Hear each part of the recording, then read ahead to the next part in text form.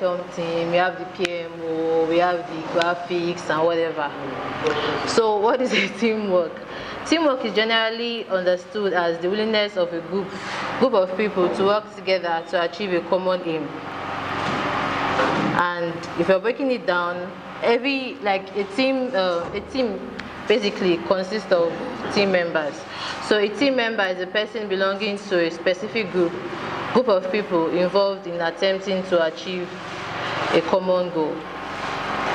Attributes of an effective team member. A good team member listens attentively. An effective team member is one who can absorb, understand, and consider ideas and points of view from other people without debating and arguing every point. What does this mean? For you to be an effective team member,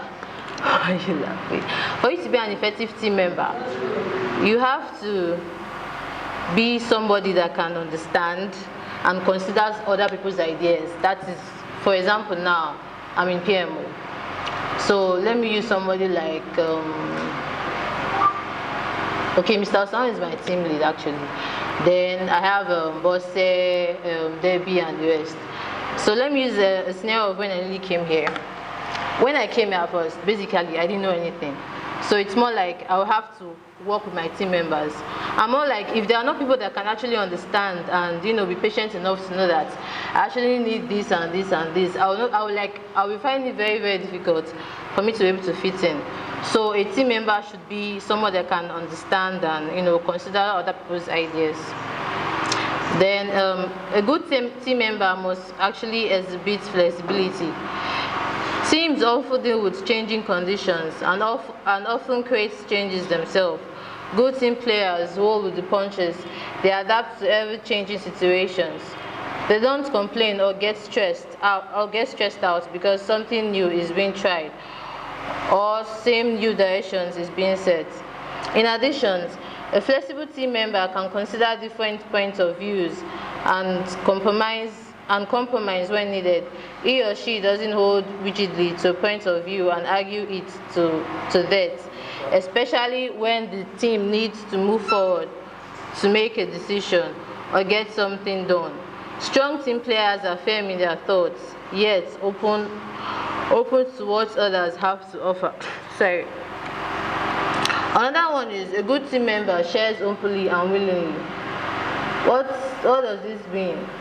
If somebody in the team has an idea that I think that can benefit others, basically, he or she should not try to hold it just to favor herself or favor himself. A good team member should be able to work. A good team member should be able to share open ideas and share them willingly. Good team players share. They are willing to share information, knowledge, and experience. They take the initiative to keep other team members informed. Much of the communications within teams takes place informally, beyond discussion at organized meetings. Team members need to feel comfortable talking with one another and passing along important news and information day to day. Then a good team member should be able to work as a problem solver. Teams, of course, deal with problems. In fact, it appears that the whole reason why a team is created is to address problems. Good team players are willing to deal with all kinds of problems in a solution-oriented manner. They are problem solvers, not problem dwellers, problem blamers, or problem avoiders. They don't simply rehearse a problem the way problem dwellers do.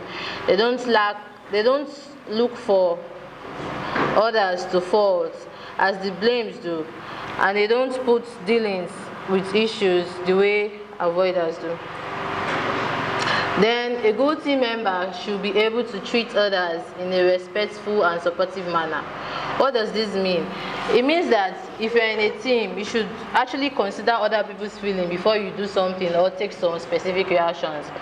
Some people might actually feel that you are doing this kind of thing to impress your team lead or something, or to gain extra favor from many team lead. But actually, a good team member should be able to put other people's feelings into consideration before you do some certain things. Team players treat fellow team members with courtesy and consideration, not just some of the time, but consistently. In addition, they show understanding and the appropriate support of other team members to help get the job done. They don't place conditions on when they'll provide assistance, when they'll choose to listen, and when they'll share information.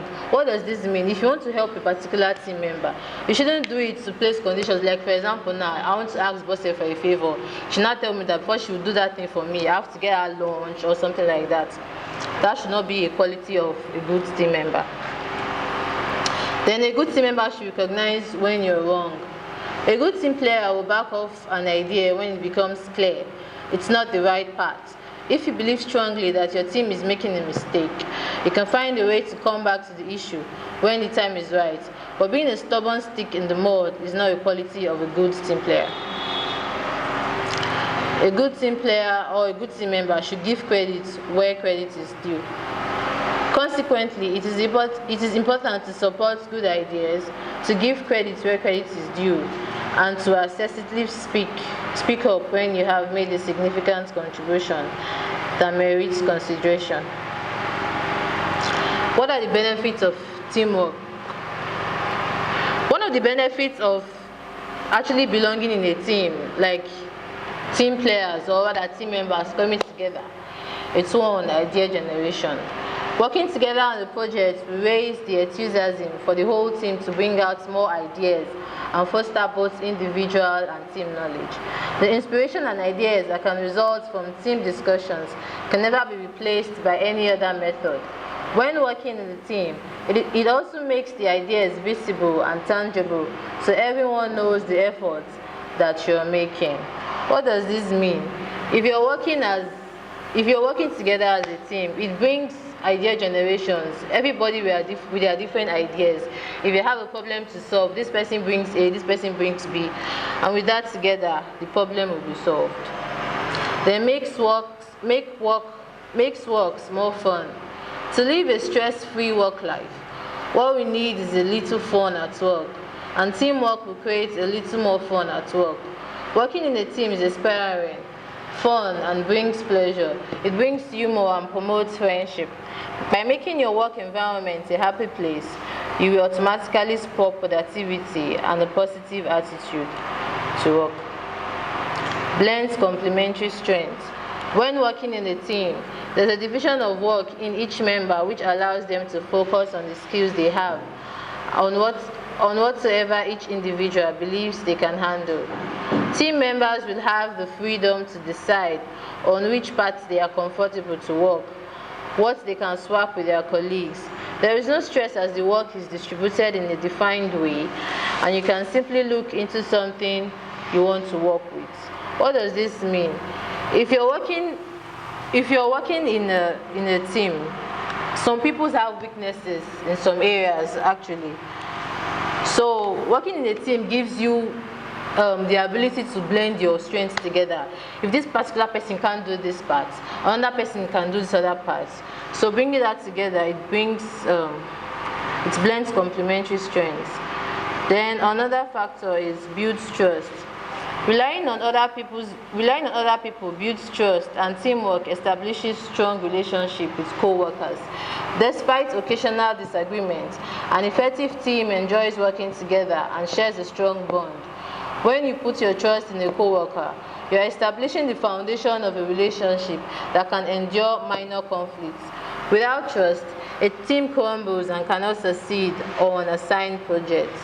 Great teams build each other up and strengthens individual members to create a cohesive group. In conclusion, two heads are better than one. We've all heard the old adage encouraging teamwork. Great things in businesses are never done by one person. They're done by a team of people. Any questions?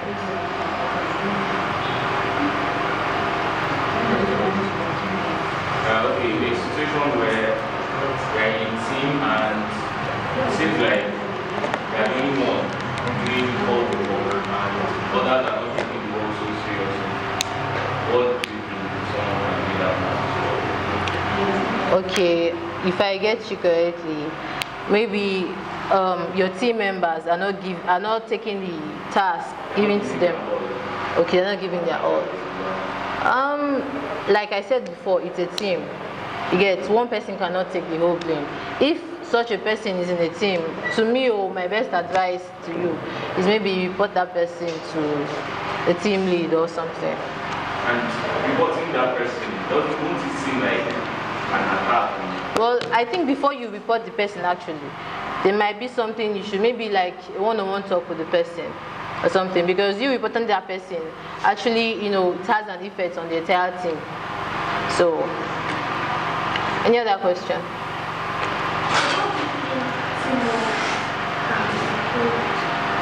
I can't hear you.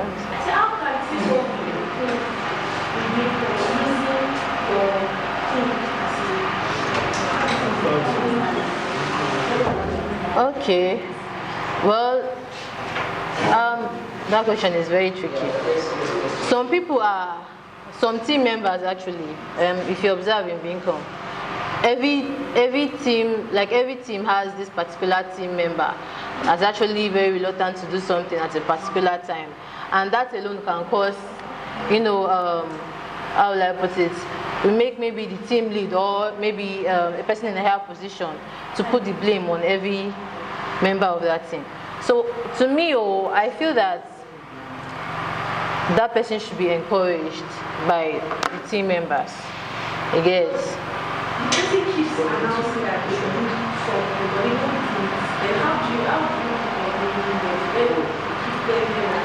Well, if it's out of control, you report the person to the team lead. Any other question? Any other question?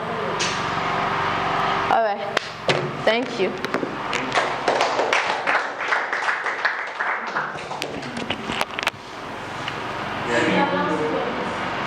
Please,